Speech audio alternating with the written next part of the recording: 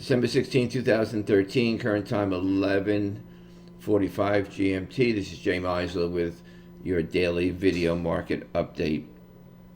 If you look at this week, this is typically a week where you would normally see position adjustments rather than fresh positioning. As it's the last full trading week of the year, what complicates it is the FOMC meeting on Wednesday and whether the Fed tapers or what signals it sends for a future taper.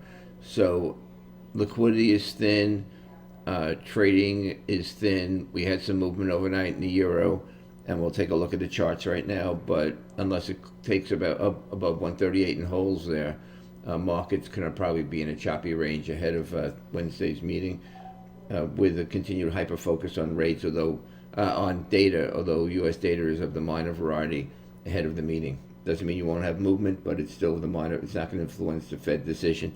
Looking at a daily chart, you got this trend line comes in at 135, around 75. You got the 20-day moving average just above 136. The obvious on top, 138.11, the recent high, and the key high at 138.32. 4 hour, 137.08, 138.11, and of course the 138.32 level. Same if you go to the 1 hour chart, 137.35 is an important level, and then you get down into that 137, let's call it figure to 10 level. If you look at the 100 period moving average, it's turning flat despite the fact that we're up today. You got resistance at 137.91, 138.03, 138.11.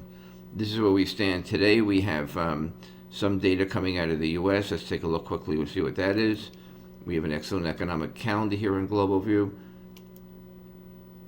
We had a bunch of data today which helped boost the euro, which is the PMI reports. We have the Empire PMI, productivity, tech flows, industrial production, none of which should be a major market mover. So to sum up today, euro crosses are firm, euro's firm, although the Swiss franc really is the outperformer, even outperforming the euro.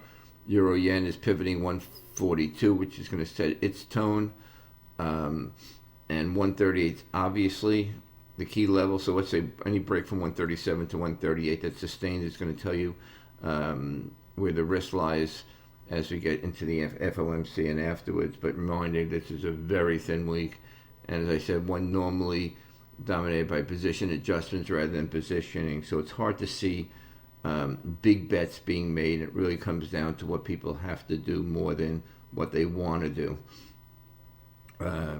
You kind of get the sense the market's been selling into this 137.70 to 138 region.